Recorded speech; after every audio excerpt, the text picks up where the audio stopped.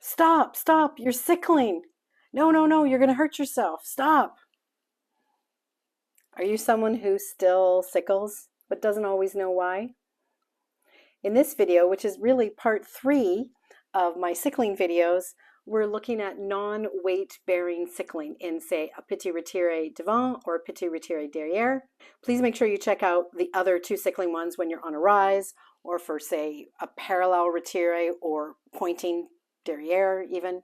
These are little excerpts from a course called To the Point Beyond Exercises. And if you want to know more about that, if you're on a pre-point journey, early on in point, or simply want to clean some stuff up, please just check out the description below to learn more about the To the Point course and even get to check out some free lessons beyond these sickling videos I'm about to share. So as we go through the video, make sure you go through the whole video so you can see petit retire devant, petit retire derriere, and pirouette position. Enjoy. I hope this really helps, and please make some comments, and of course hit like and subscribe. Thank you.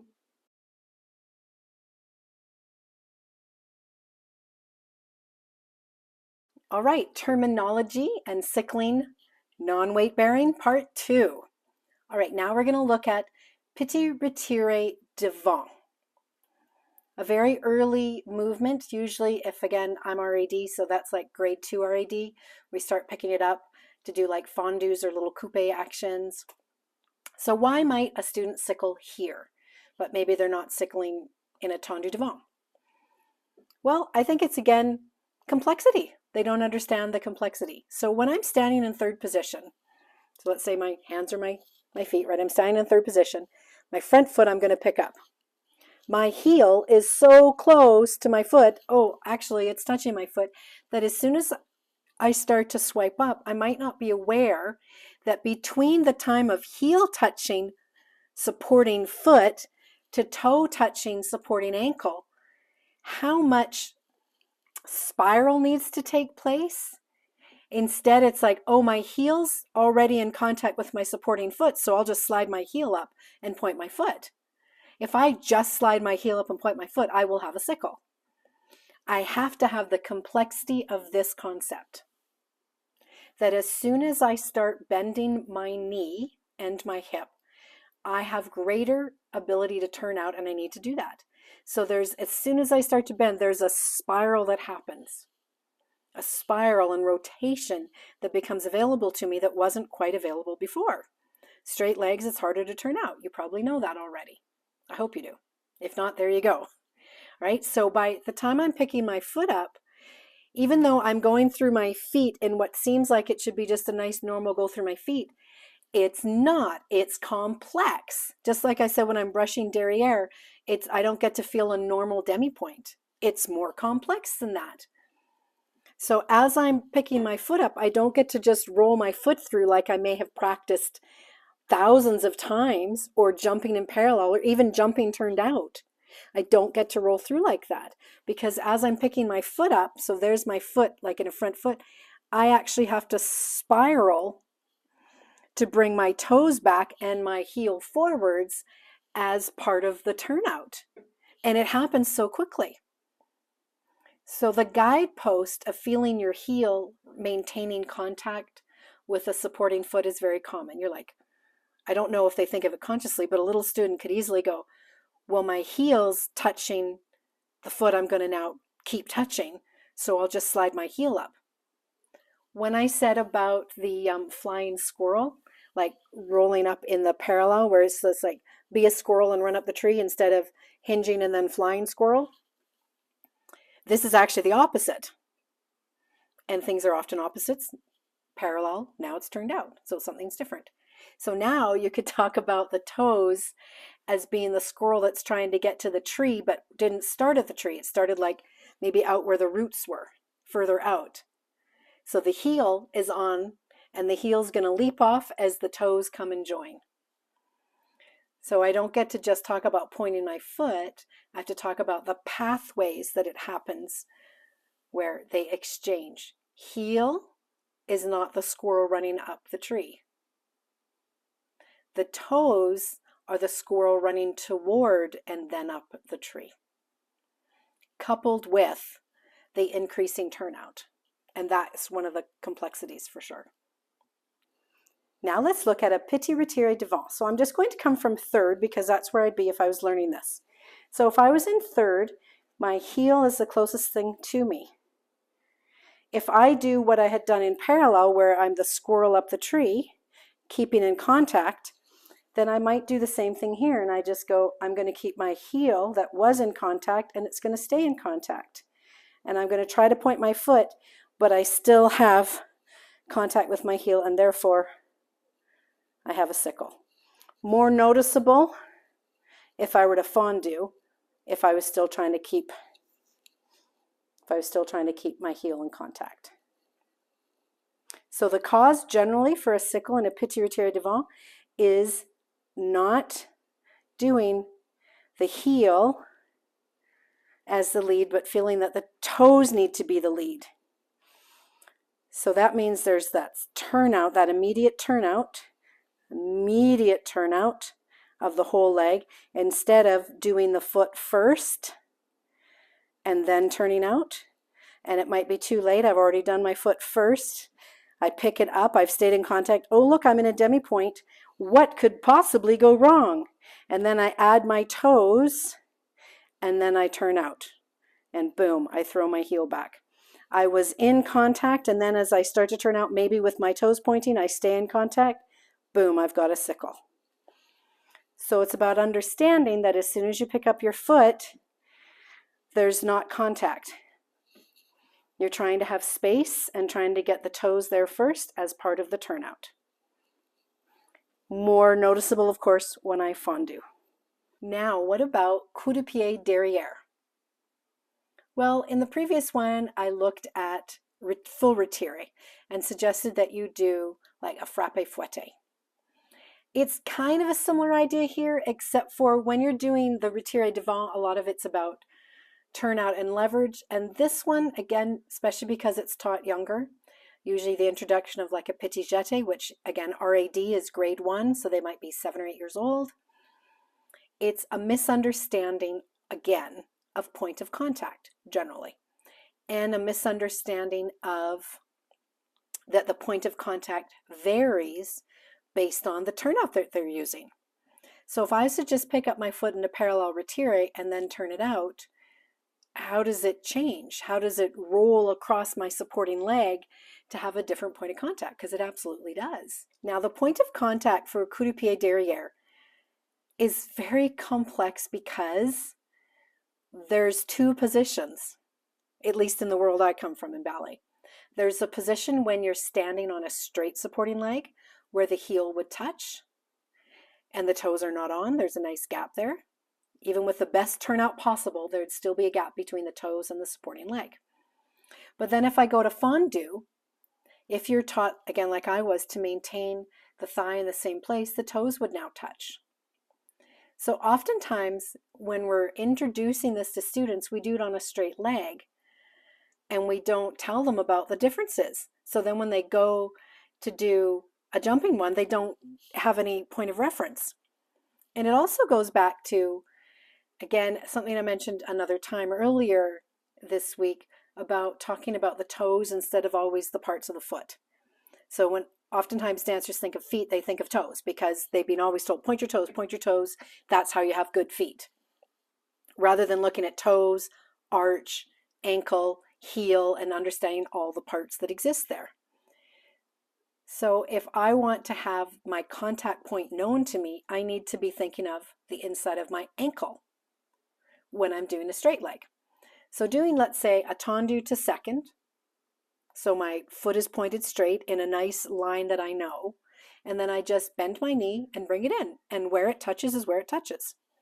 What happens instead is that if dancers, young dancers, are thinking toes, toes, toes, the toes lead to go, my toes need to find the back of my supporting leg.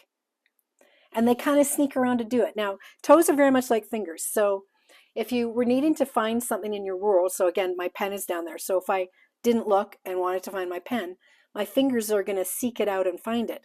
Almost like I have all these little eyeballs on the end of my fingers, and they're super sensitive. You know that, right? Your toes are the same. So if I'm looking for something with my legs, I will be seeking with like the eyeballs of my toes. So if I'm told, put your foot at the back of your ankle, like your supporting ankle or back of your shin or whatever language is used, I will start seeking with my toes first. And then they just do this little hook around. Has nothing to do with weakness on the outside of the shins that suddenly don't miraculously be fixed because we strengthened it. No, it's because they're seeking with their toes. Instead, what you want to do is say, well, actually, let's go ahead and we're going to point to the side, and then we're going to bend in, and I want you to notice that the thing that's seeking, the thing that's got the magnets, so let's put a magnet on your supporting shin and on the front of your supporting ankle, like right by that medial malleolus, and boom, those two magnets come together. So I'm going to seek contact with my inside of my ankle. That's because I'm turned out. If I was parallel, I'd also seek there, but my side of my big toe joint would also get to make contact.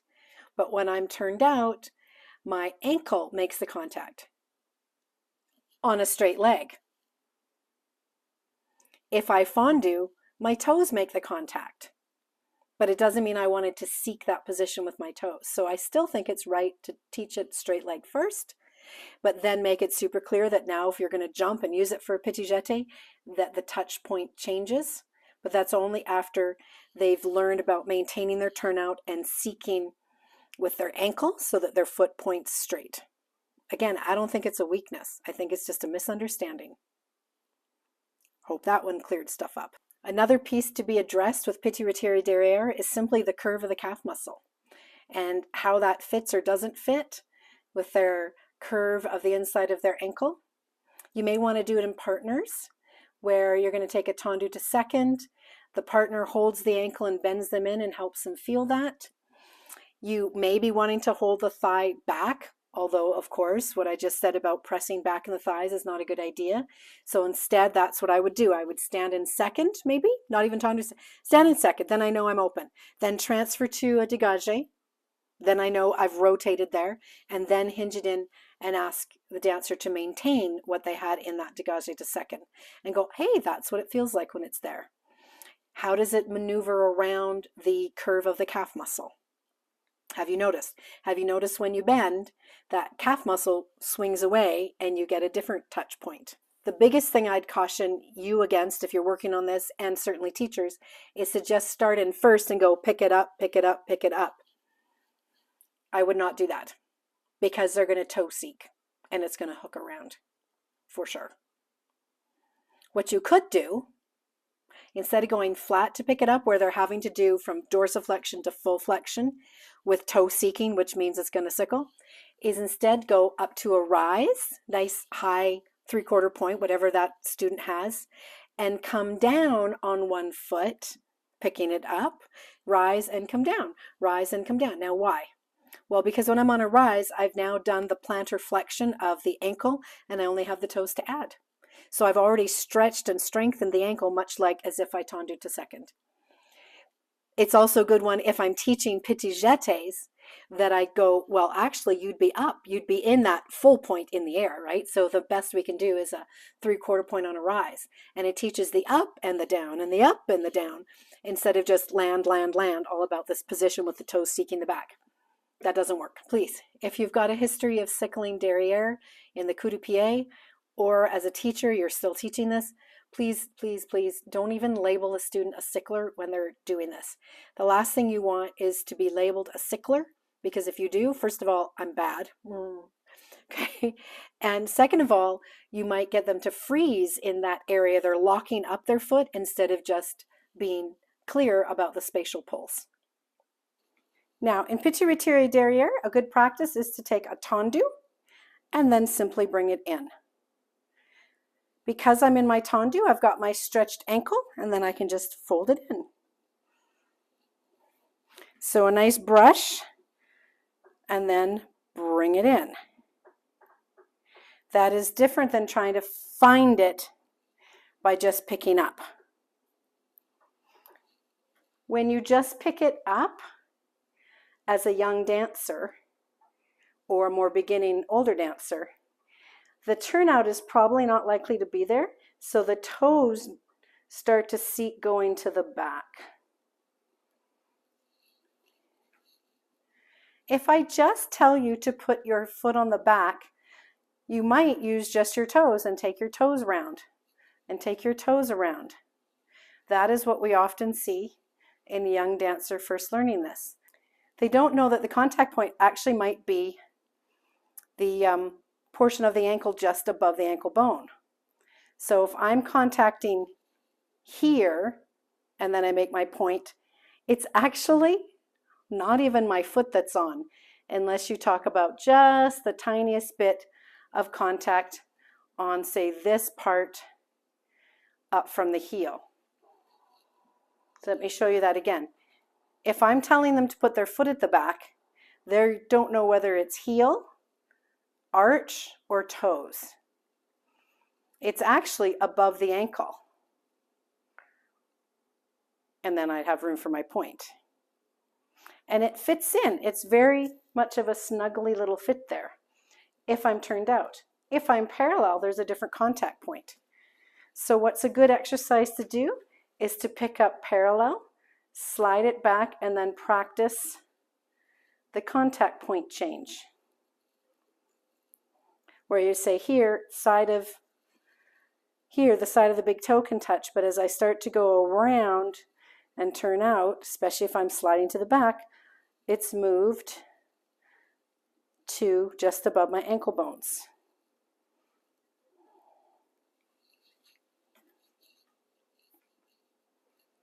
So again, a good practice would be tendu. I like to actually draw the toe along the floor and then keep moving it slightly to the back and go, what's the part they make contact? Oh, it's actually just above my heel. Tendu.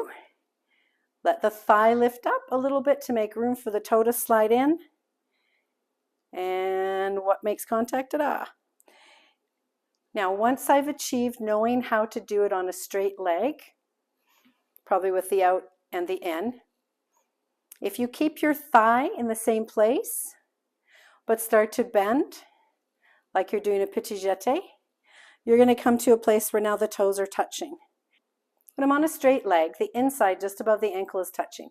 If I keep it in space in the exact same place, but start to bend, now it's the inside of my big toe. The confusion happens if they think it's always the big toe touching.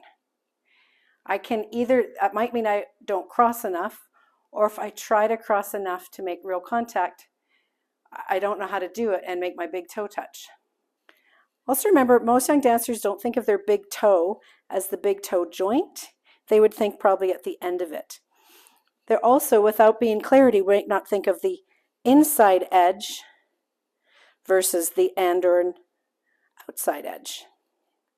Okay, so you have to be clear. The thing that's making contact is the big toe inside edge line.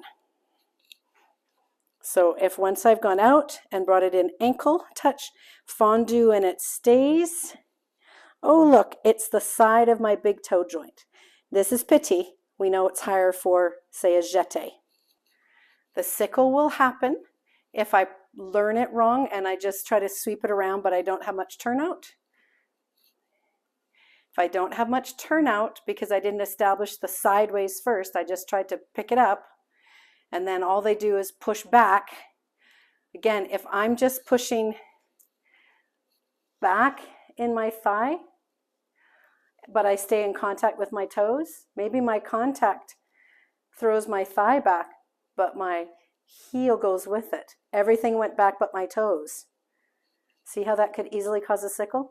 Oh, push your thighs back, young dancer, but they've got their toes trying to touch, and everything goes back but their toes. Then you have a sickle. We have to really watch our language to our students and to ourselves as a dancer. One more practice that would really help, because you've already got most of the point happen. You've got, say, 3/4 of the point, would be to practice a rise, shift, and lower. Maybe I'd go to straight leg, maybe I go to fondue. And then I rise. So if I'm going to pick up my left leg, all I need to do is add my toes as I come down. Take away my toes, add my toes. Take away my toes, add my toes. Take away and add. Of course, I could then also practice it with a plie. So I'm going to go push, lower, and bend. And push, just add the toes. Tell them to feel the stretch of the ankle, add only the toes. Stretch of the ankle, add only the toes. Next, let's look at attitude devant. Why might you sickle in an attitude devant? Well, again, referring to, say, grade 2 RAD, that I'm an RAD teacher. So sorry, I can't refer to Vagonova or Cicchetti levels, but we all know attitude devant. It's just, I suppose, a little bit about when it's introduced. So RAD, it's introduced in grade 2 with a nice little like step together, step, brush attitude, step together, step, brush attitude. And it's in the adage, and it's quite lovely and meant to be very nice and squishy, using only a quarter point just before it. But a lot of dancers sickle. Or maybe you're doing a gallop and a step brush hop and a gallop and a step brush hop. Again, it's a misunderstanding. They're not weak. They're being not a toe seeker like the previous one, going coup de pied derriere, but toe follower. So if the spatial pull is about brushing forward, and a brush forward in attitude usually feels really good, right? Because the knee's bent, the hamstrings stretch doesn't get involved the same. So it usually feels really free in most students. Even your tighter students probably can still do a decent attitude brush devant. And they like that feeling because it feels, again, free. It's a great place to start working on the rotation of the leg happening. You know, as I increase my turnout, I increase my rotation. It feels so good. So here I am swinging forwards. Feels good. I know I'm supposed to point my feet. So my feet just do the exact same spatial pull. So even though my toes on a tendu devant, if you remember the assessment of tendu devant, they sweep in. So really I should brush forward like a tendu devant, but my toes sweep in to finish. But when I'm doing such a big, nice swing forward as a brush to attitude devant, what happens? I swing forward and my toes follow the same line. They toes just get involved in the spatial pull instead of doing their own thing. So how do you solve it? Well, you point that out to them and you go back to tendu devant and you feel sweep, sweep, sweep. And then you go, okay, here I'm going, swing forward and sweep. It's still a spatial pull forward, right? It is, but that my leg keeps going forward, forward, and my toes add to that. But they don't add to forward, forward, forward, forward. So now I'm going to go sideways here. They don't add to the swing forward, forward, forward, and up, right? The end of a brushed attitude devant has an upswing. So what happens is the toes follow the spatial pull forward, forward, but the last piece they do, which would be when the foot finally finishes its point, is they follow the upswing. And that's why I believe it causes a sickle. That's if I'm coming through. If I came from the side and brushed across, it's sort of the same idea. They're just following the sweep of the spatial pull of that instead of doing their own. I would suggest doing forwards ones for a while instead of from the side, because from the side I likely overcross as well. Again, it feels really good. It's not wrong to overcross. In fact, it's a more mature development for the brain to overcross. So please don't make it wrong that they're overcrossing. That goes for overcrossing third and attitude. It's actually a better brain action. The separating and having the wall at our center line where you stay on this side and you stay on that side is actually a further back developmental pattern. So again, don't make them wrong. Just say, we're going to clear this up. And for this, we're going to have this on this side and this on this side. And I'm going to brush here and it's going to stay on this side. This leg stays on its side. Okay. Yeah, don't make them wrong. And then again, if I'm brushing it across, I have to be clear of the spatial pull. And here you might actually get better action if the opposite of if I'm swinging from this way. If I'm swinging from this way, the spatial pull, I follow the sweep up and my toes sweep up and I got a sickle. If I'm coming from across, maybe I can follow less across and sickle and more feeling the last moment of up, which might stop the toes from pulling sideways across. Okay, so experiment with that. Again, they're not bad and they're probably not weak. It's a misunderstanding and it's letting the toes enjoy the ride of the swing. And we just have to be careful about that. So why might a dancer sickle when they brush to attitude? I believe it's because of the upward sweep that's happening, the line of the leg, like I'm tossing a ball, this up sweep where the toes then keep sweeping up. They're finishing the upward action.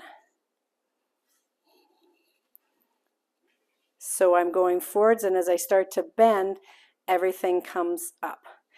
My toes feel like they're finishing up. My toes do the finish up instead of my toes doing the sweep across that we know. They're instead getting the up from the end, the top of a swing action. So again, instead of the toes going across, like in that tendu devant, going across, they are going up. So how do you fix that? You draw attention to the over into line action, and you feel the swing as just an action in the hip, and maybe don't pay attention to the whole line from the toes. Isolate it as a nice pendulum action in the hip, so that the hip does it, the foot does it, it's knowing how to point, and the hip just swings. Now what about if you were coming from the side, like a little step together, step, brush? Well, they tend to overcross, and then right here, the toes, the baby toe does its last swing, and it finishes the line of pull. And therefore, if I'm going sideways, it often sweeps across and then up, and poof, I've got a sickle. So maybe I go side cross side and I still brush forward. Side cross side, still brush forward. That could be a solution. But what if you still wanted it to come from the side and up? The same thing I said before would be make it about a swing in the hip instead of the curved action that the foot then wants to be part of. And what I would actually do is an exercise where I pick up my leg. So let's say I just pick it up at the side and then I swing my foot. So a great exercise would be to actually pick up and swing. On purpose, feel that the foot's got its swing up, swing back, swing up, swing back. I could do it in front of me. I could do it where I just picked it up at the side and I swing up and back. It's actually nice and strengthening. I could even do it more at the back of me where I'm feeling the bevel up than the swing there. That feels really weird, but it would draw attention. So by drawing attention to the action of swinging from the ankle, the dancer can start to feel that a brush up is a hip action, not a hip plus an ankle action. We need to separate them. And you can see why a swing of my hip might become a swing of my ankle, because I just thought of the whole line swinging. So break that apart. So there's some assessments on some really basic movements as to when people sickle. You might also be somebody who sickles, let's say, going from a retire devant out to a développé, and you sickle a bit on the way. What do you think that is?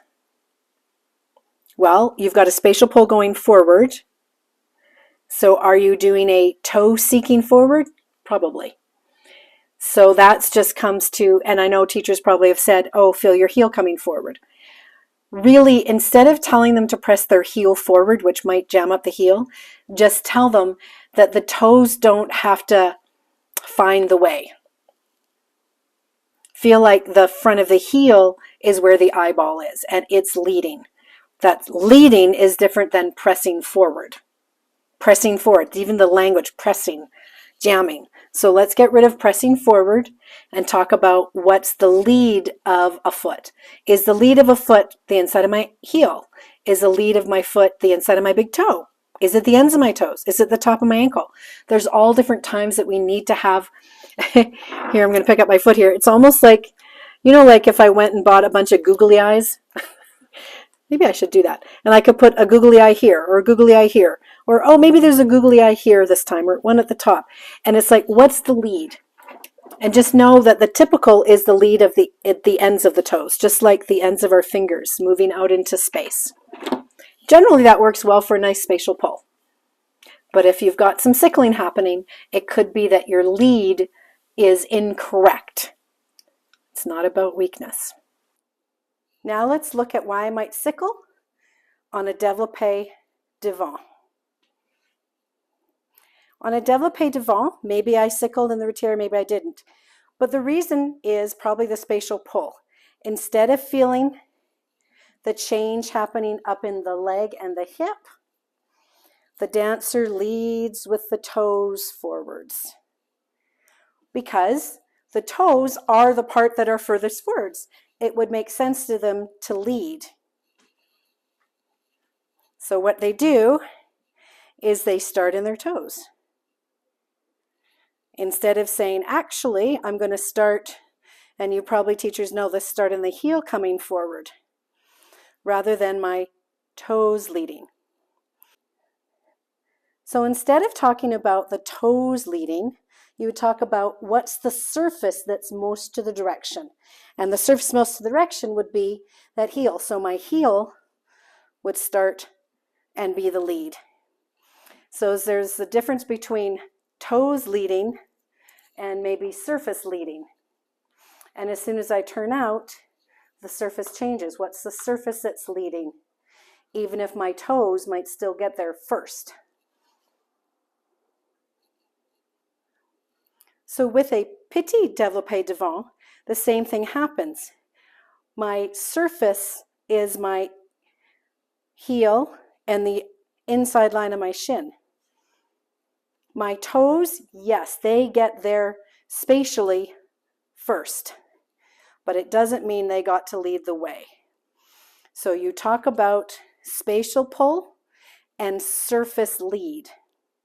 And sometimes the toes leading back works. But sometimes the spatial pull has to be about the surface that leads, because especially when we're in turnout.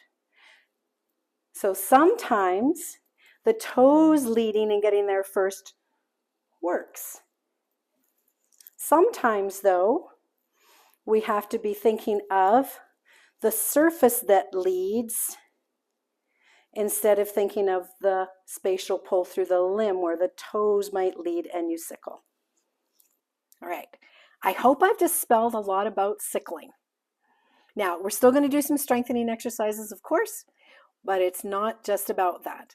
So this is where you're developing noticing skills, your self-assessment, you're being the princess and the pea and really noticing, what are you doing?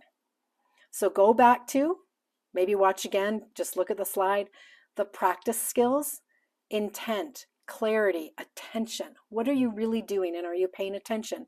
Not to the action, but to where in your body are you leading that action? What's like the cutting edge into space for any movement you're doing? So I could be rising with the cutting edge being the top of my head. I could be taking my arm out, the cutting edge is my fingertips. Where's your cutting edge? And pay attention to that. And if you've got a sickle, assess if your cutting edge has been mislabeled and you got like a googly eye to move. All right, have fun with all that. Of course, you know cleaning up a sickle before you go on point is going to be very essential, because even just being a bit of a sickler on a rise, because you're not sensitive there or you have some habits, even from non-weight bearing actions, is a recipe for an injury, often a serious one. A fall off point to like a twisted ankle is a long ways. All right, please take some time with this.